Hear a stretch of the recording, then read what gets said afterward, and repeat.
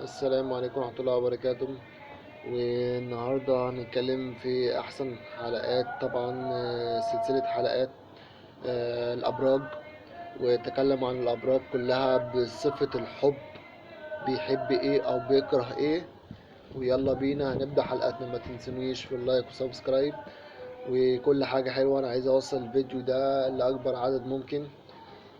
وان شاء الله اللي لسه مشتركش في القناه يشترك في القناه ويفعل زر الجرس عشان ان شاء الله يوصلكم كل جديد باذن الله. ويلا بينا نبدا حلقتنا. يلا بينا. هنتكلم عن برج الاسد. برج الاسد هو بيحب. ما اقدرش اقول ان هو ما بيحبش، لا هو بيحب، بس بيحب حب ملوش نهايه.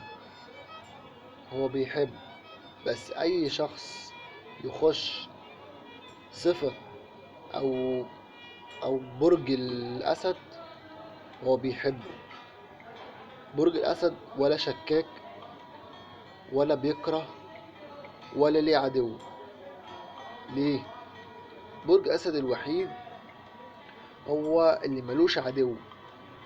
بيحب أي حد يخش في قصته، أو بيحب أي حد يتعايش معاه بنفس الصفة.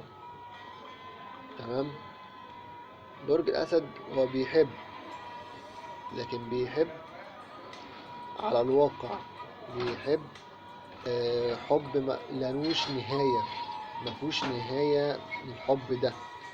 الحب أجمل قصة تتعايشها، وأحسن قصة إن الواحد يعيشها عن قصة برج الأسد. هو برج الأسد هو بيحب. هو بيحب. تمام. هو بيحب أي شخص يخش في حياته، لكن ما بيحبش حد يكسره. تمام. ما بيحبش حد يكسره، وبيحاول إن هو يشوف كسرته بفرحة. إزاي؟ يعني لو حد كسر برج الأسد بأي صفة من الإمكان، برج الأسد بيحاول إن هو يتعاطف أو يشوف وجوه جديدة ويتعامل معها ويتعايش معها بنفس الطريقة.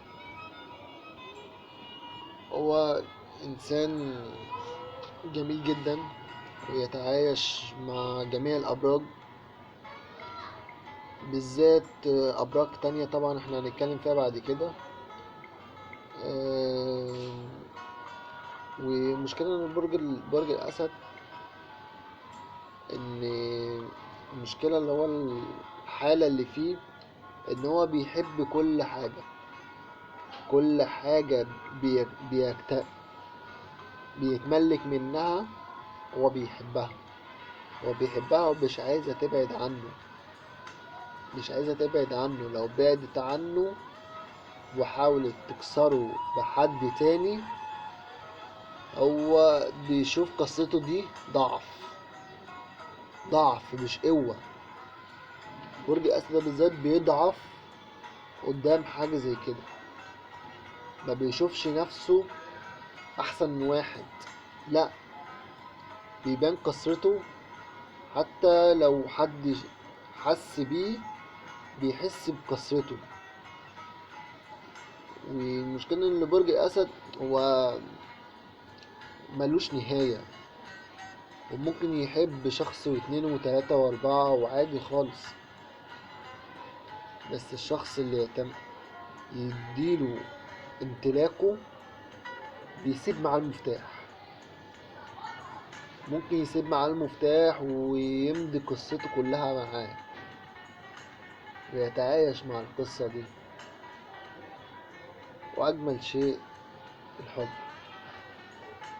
لو تفكر إنك تحب حد، ما تفكرش يخونك، ما تفكرش يبعد عنك لحظة واحدة. حب. حب صح.